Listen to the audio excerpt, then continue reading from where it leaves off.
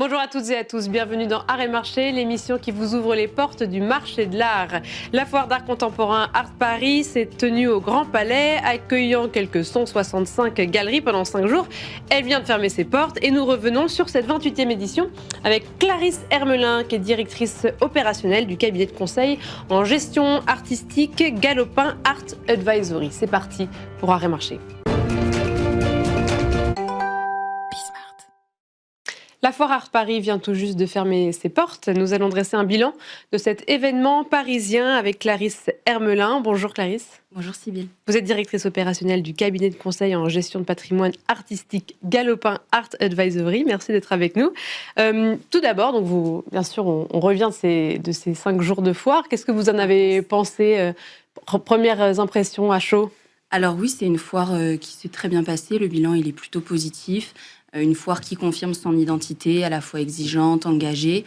On a vu que le marché était actif, mais sélectif et discipliné, dans le sens où les collectionneurs étaient là très tôt. Il y a eu de très belles ventes dès l'ouverture, même pendant le vernissage.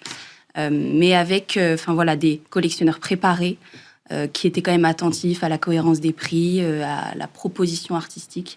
Donc, un bon bilan.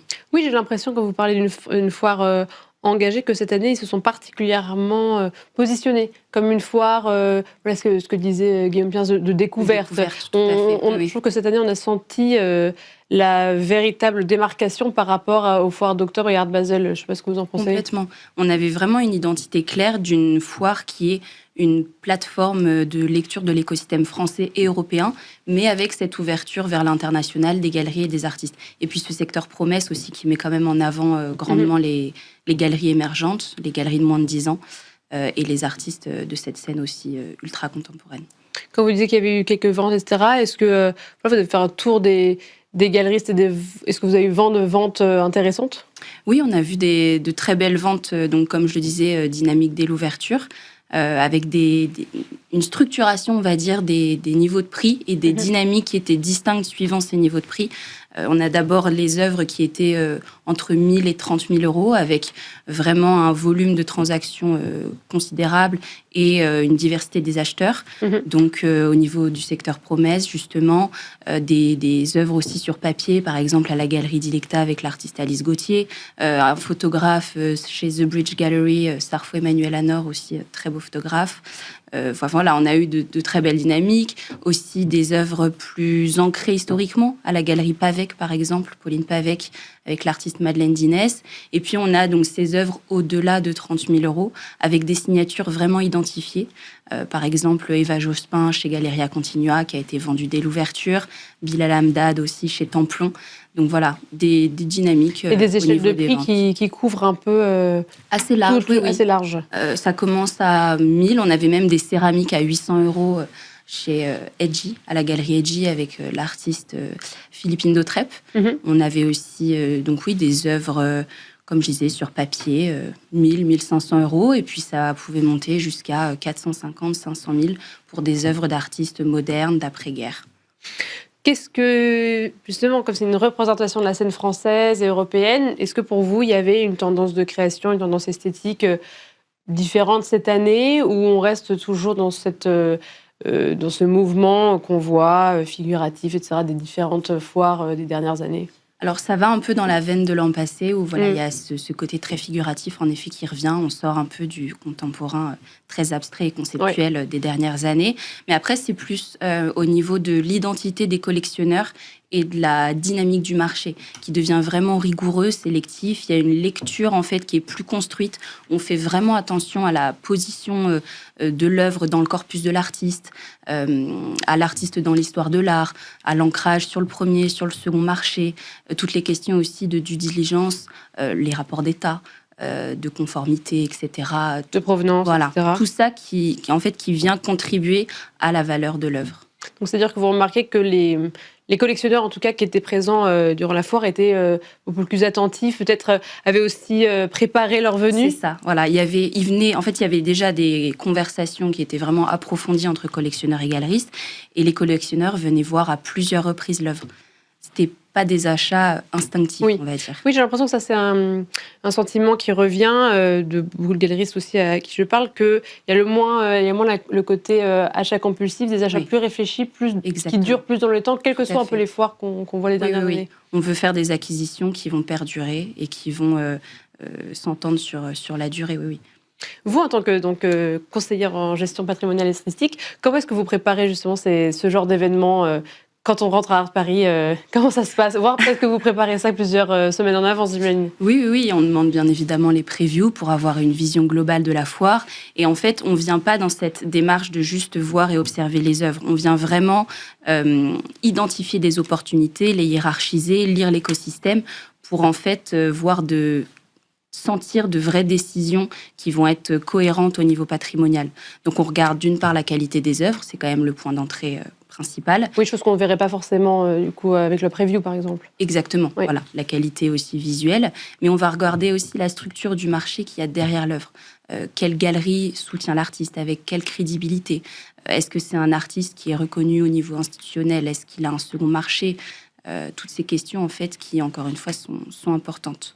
Et pour vous, un événement comme Art Paris et même les autres foires en général, c'est vraiment important pour vous? En quoi ça change ces 5 jours? C'est vrai que c'est très succinct, c'est très ramassé. En quoi, pour une gestion patrimoniale et un accompagnement, c'est important ce genre de moment de foire? Parce qu'en fait, ça va nous permettre de filtrer le marché. On ne vient pas seulement accompagner pour un achat, on vient aussi documenter, on vient qualifier une œuvre, la négocier, etc. Il y a tous ces aspects qui sont à considérer et qui vont permettre ensuite d'imbriquer chaque transaction dans une stratégie patrimoniale cohérente. Donc on ne vient pas seulement dire « Ok, telle œuvre est belle On vient vraiment dire « Ok, cette œuvre va avoir tel rôle à jouer dans un patrimoine global. » Et là, vous nous parliez justement de prix qui allaient jusqu'à 30 000, voire plus. Avec quelle enveloppe c'est intéressant d'arriver à une foire comme Art Paris? Comment est-ce qu'on peut arriver? Qu'est-ce qu'on peut avoir dans son enveloppe? Alors, quand on est primo-collectionneur, on peut tout à fait commencer avec des œuvres aux alentours de 5-10 000 euros, des œuvres sur papier. Mais si on part sur une enveloppe plus large, disons de 100-150 000 euros, donc nous, ce qu'on va essayer de construire, c'est un profil... on essaie de trouver un profil de risque équilibré pour construire une enveloppe cohérente et rationalisée. Donc en fait, on va avoir plusieurs lignes au sein de cette enveloppe avec des artistes plutôt lignes de socle, on appelle ça, donc des artistes qui sont ancrés au niveau institutionnel, qui sont des artistes blue chip souvent. Ensuite, on va avoir... Blue chip, c'est référence au poker, c'est ça? Donc, c'est les artistes les plus importants. Exactement, qui sont au premier rang, voilà, qui ont contribué à former l'histoire de l'art, etc. On a ensuite donc ces lignes plus de consolidation, donc des artistes qui peuvent être encore sous-valorisés. Et ensuite, une phase d'accélération avec des artistes qui ont une croissance maîtrisée, mais qui méritent encore éventuellement qui sont en fait en début de carrière, très souvent. Donc ça, c'est des différences de risque, en fait. Exactement. Par rapport au porte-monnaie du collectionneur. Tout à fait, voilà. Et donc là, si vous parliez de 100-150 000 euros, déjà, comment est-ce que vous vous arrêtez sur cette enveloppe-là? Parce que ça veut dire que pour vous, à partir de 100-150 000 euros, on peut faire des investissements qui sont intéressants. Tout à fait. En fait, chaque œuvre va avoir une fonction patrimoniale claire dans l'enveloppe. On va éviter de mettre toute l'enveloppe sur une seule signature ou sur plusieurs petites acquisitions qui peuvent être peu structurantes. Donc, si on partait sur une ligne de socle, donc avec ce fameux artiste blue chip, c'est vrai qu'on a eu de très belles œuvres proposées pendant la foire d'artistes d'après-guerre.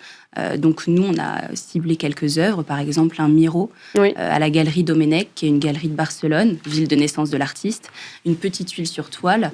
Et c'est vrai que cet artiste, c'est une ligne qui va être immédiatement lisible en fait dans cette stratégie patrimoniale. Oui, parce que si on acquiert un Miro, tout de suite là pour le coup, la prise de risque elle est quand même assez réduite, elle est moindre, mais on a une collection qui qui s'assoit, qui est assise, qui repose sur l'histoire de l'art, et c'est des noms importants. C'est un artiste qui est présent dans toutes les plus grandes institutions. Il y a un second marché qui est cohérent, une profondeur de marché aussi qui est établie, une cote qui est lisible. Et donc, tous ces facteurs, ça va permettre d'ancrer en fait l'artiste et de sécuriser cette partie de l'enveloppe. Et là, on est plutôt sur du 100 000, 150 000. Là, vous avez utilisé toute l'enveloppe pour cette œuvre-là. Là, en l'occurrence, c'est une petite œuvre, un petit format, une huile sur toile qui est entre 50 et 55 000 euros. D'accord. Et donc ça, vous le compléteriez avec d'autres œuvres, avec des prises de risques différentes. Voilà. Peut-être plus de risques. On peut partir sur 2 artistes qui seraient donc encore en phase de valorisation. Donc, Vishwanathan, par exemple, qui est un artiste indien qu'on a pu voir à la galerie Nathalie Obadia, tout à fait. Il y avait à la fois des huiles sur toile et des œuvres sur papier. Donc là, on partirait plutôt sur une œuvre sur papier, un petit format. Et donc, Vishwanathan, c'est un artiste qui est très reconnu institutionnellement, que ce soit à Paris, en France plus largement et en Inde, puisqu'il est arrivé en France dans les années 60. Mais il a eu toute une filmographie, par exemple, en Inde. Donc voilà, c'est un artiste établi, qui a une trajectoire historique qui est claire. Oui. Mais on voit qu'il y a encore un décalage, en fait, entre sa reconnaissance institutionnelle, sa trajectoire et sa présence sur le marché, sa valeur sur le marché. Et peut-être plus forte en Inde qu'en Europe et qu'on peut jouer là-dessus ? Peut-être aussi, oui, tout à fait. Il y a peut-être un marché qui est encore à développer en Europe, là où il est plus établi en Inde. Et donc, c'est ça qui va en fait créer cette opportunité. Oui. Voilà. D'autres œuvres que vous avez ciblées dans la foire ? Oui, tout à fait. À la galerie Almin Reich, on a vu un très beau Min Jung Kim. Min Jung Kim, qui est une artiste coréenne. Donc là, on est sur une œuvre sur papier hanji, un papier de mûrier, avec un travail du temps long. On est dans cette même dynamique d'artiste qui a donc un fort ancrage institutionnel, qui a aussi un second marché, mais qui a encore un potentiel de valorisation.